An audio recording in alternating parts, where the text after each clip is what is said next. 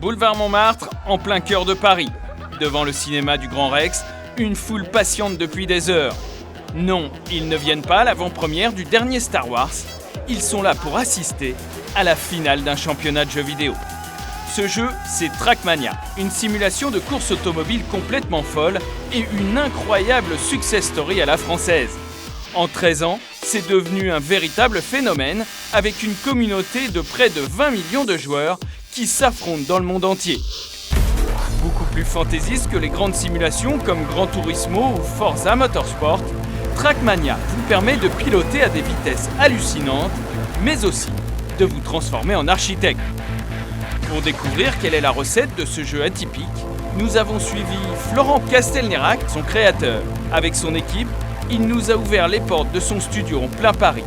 Et nous allons lui faire une surprise, lui faire conduire la première voiture réelle que l'on croirait sortie de son jeu. Alors branchez vos manettes et bienvenue dans l'univers du jeu qui va faire de vous un champion du pilotage sans mettre un casque.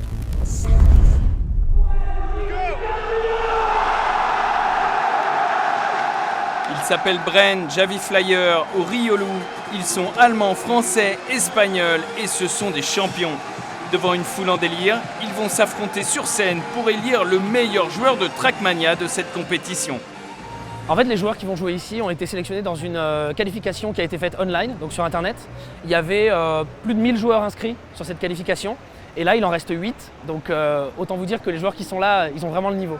Zerator est un youtubeur spécialisé sur les jeux vidéo et particulièrement sur Trackmania. Il est l'organisateur de cette rencontre. Et preuve de l'engouement et de la passion autour de ce jeu, il n'a pas eu de mal à remplir la célèbre salle de spectacle parisienne. Ces gens-là ne sont pas tous des joueurs de Trackmania, il y a déjà des accompagnateurs qui viennent et il y a des gens aussi qui regardent juste mes émissions à moi, qui ne connaissent pas forcément le jeu, mais qui vont venir aussi pour découvrir. Mais il y a aussi beaucoup de joueurs de Trackmania évidemment. 18h, la course est lancée. Parmi les 8 concurrents, un Canadien focalise l'attention. Son pseudo, Carl Junior. Il est triple champion du monde de Trackmania. Il nous livre ce qui fait de lui le Michael Schumacher virtuel. Dans Trackmania, il y a 2 facteurs qui rentrent en jeu, selon moi. C'est soit d'être calme sous la pression, de garder toujours son sang-froid lors des grandes compétitions. Ça, c'est très important. Mais aussi, plus les réflexes qu'il va avoir, parce que c'est un jeu très, très, très rapide. On tourne tout le temps dans les angles maximales, donc c'est vraiment les réflexes, c'est plus l'habilité à être très rapide. Mais coup de tonnerre, ce soir Carl Junior va chuter de son piédestal et contre toute attente, c'est l'Espagnol Javi Flyer qui va remporter cette 4e Trackmania Cup. C'est dans le 15e arrondissement de Paris, chez Nadeo, qu'est développé Trackmania.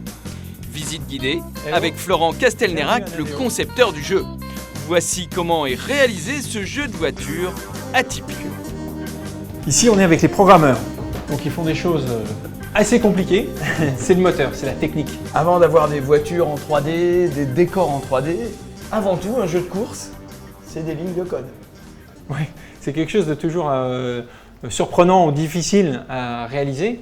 Mais en fait, tous les calculs mathématiques qui nous donnent l'image en 3D, eh ben, c'est que du texte à la base. Donc, ensuite, on va rajouter des informations comme comment sont modélisées les voitures ou comment est fait le décor. Mais la lumière, par exemple, qui fait qu'on voit les voitures, c'est des algorithmes, c'est du code. C'est des mathématiques. Exactement.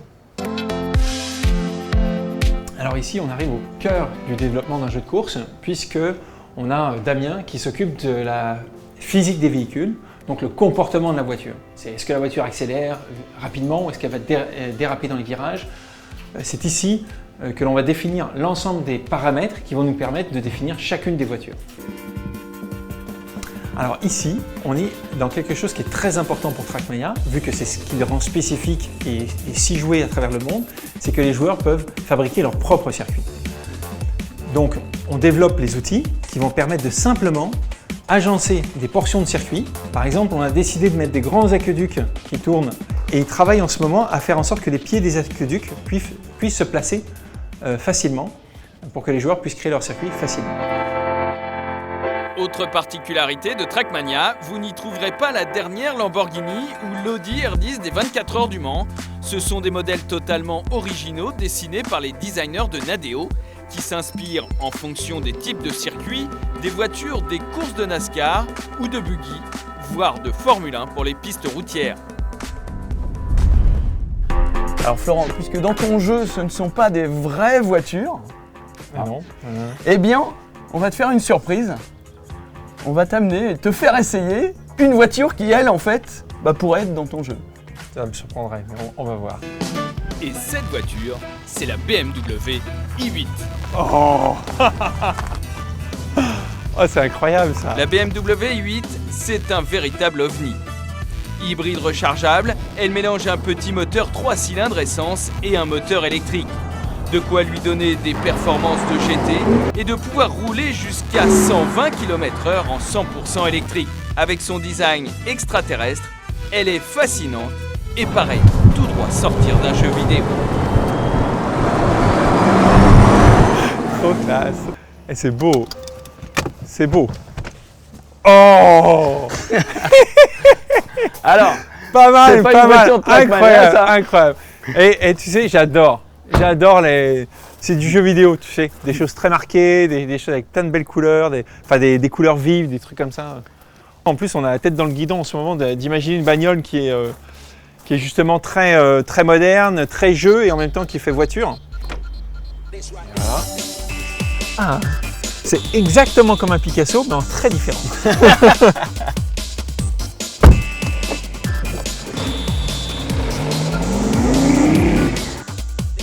Alors, surprenant, non, ce silence? Ouais, on n'aura plus besoin de mettre des sons de voiture dans les jeux bientôt. C'est une partie qu'on n'aura plus à faire.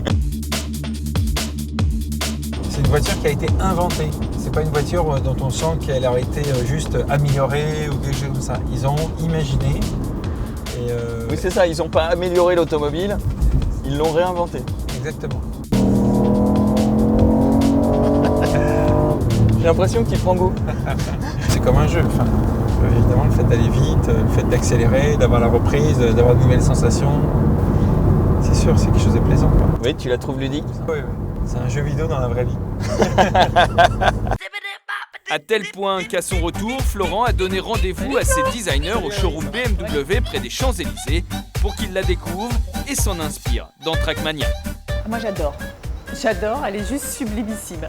C'est à la fois massif, puissant, et à la fois ça reste très léger. Et c'est quelque chose qui peut être une très bonne référence, en tout cas pour le prochain véhicule.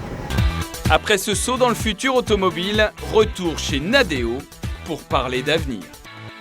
Et alors Florent, le futur Trackmania, c'est quoi? Alors le futur de Trackmania, justement on y travaille à l'heure actuelle sur quelque chose qui devrait sortir assez bientôt. C'est le travail que l'on fait sur la réalité virtuelle. Donc ça c'est le casque pour la console PlayStation. C'est-à-dire qu'en mettant ce casque, vous êtes dans la course. Youhou! Wow, au-dessus de l'hélico.